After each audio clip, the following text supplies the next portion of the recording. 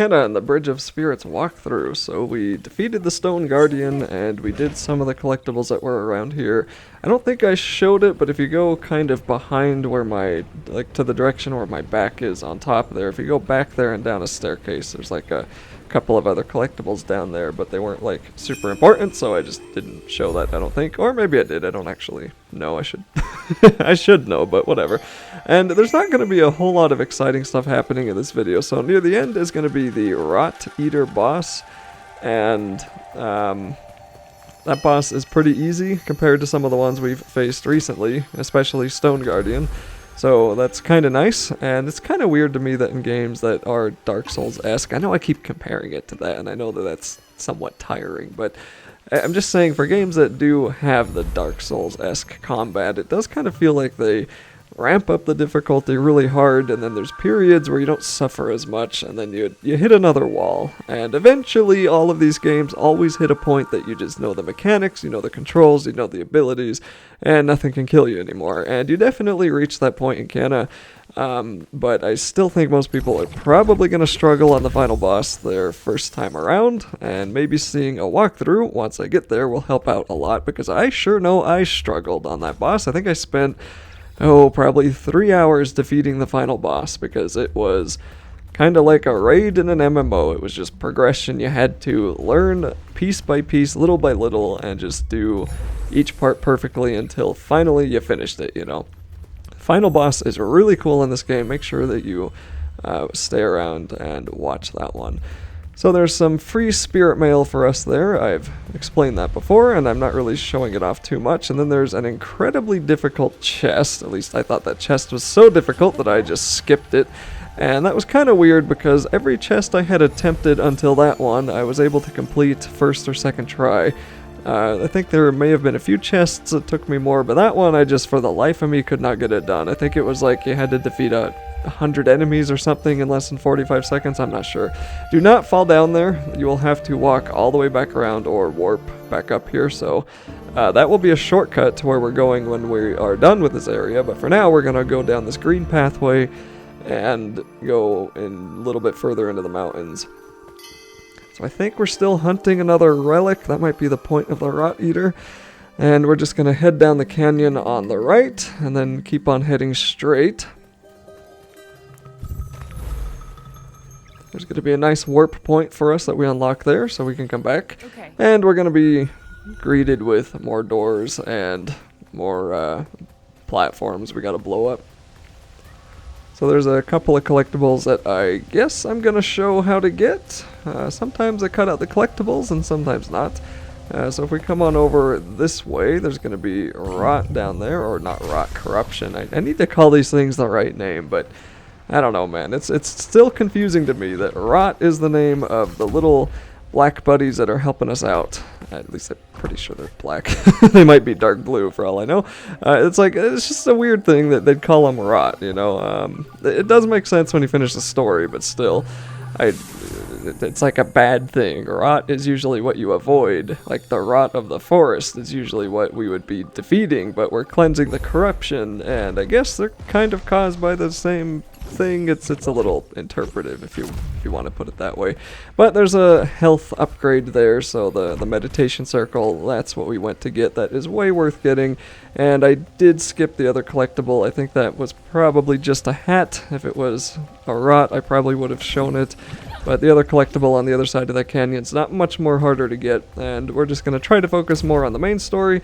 So we're going to throw some of these bombs up on the platforms, and once they're both in the air, we can shoot that crystal and then use our spirit pulse, or whatever the heck it's called, and if we keep doing it, eventually the door should open. This one felt a little finicky to me, so yeah.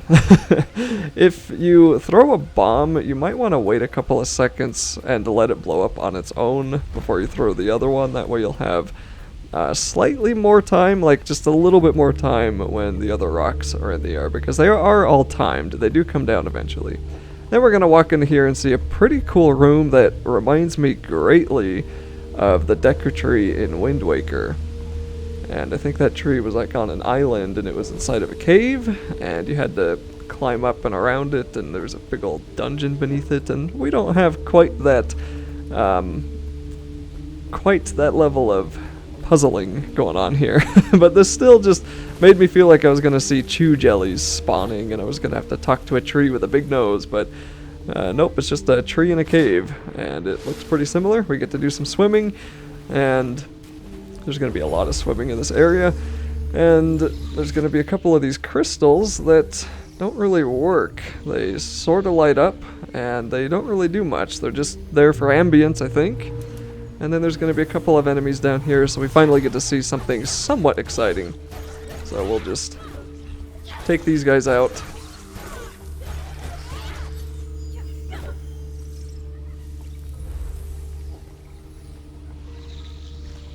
And be sure to spam that spirit pulse like I do everywhere, just because you don't know what it'll hit, and you'll usually get a lot of currency or other just random things happening because you're doing it. And this room is a bit puzzling, so if we come on over, I wonder how much I'm showing. I guess we'll find out when when we watch it. You'll find out when I do.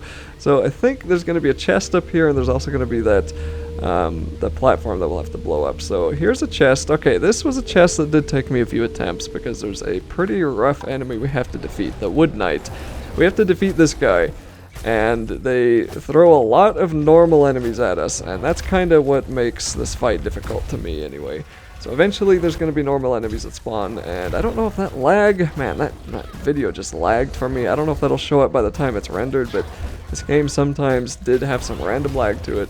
Anyway, and this was another fight that really was aggravating me about this game, especially as the game went on, and it was just the refusal of this entire game to let me fight the boss alone. You know, I don't know why so many games just absolutely refuse to let you fight the boss. They always have to throw enemies at you while you're fighting the boss, so it's another thing to deal with, and this guy's hitboxes make no sense at all. But as I mentioned before, if you jump when he attacks you, you'll do much better dodging him.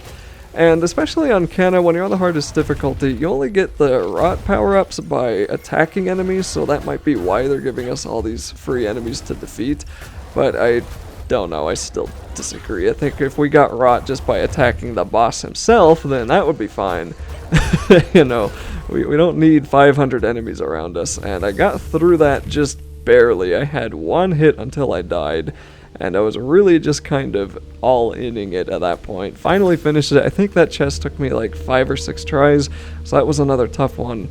And again, other people might not struggle as much as I did. That's just kind of how this game feels like it goes.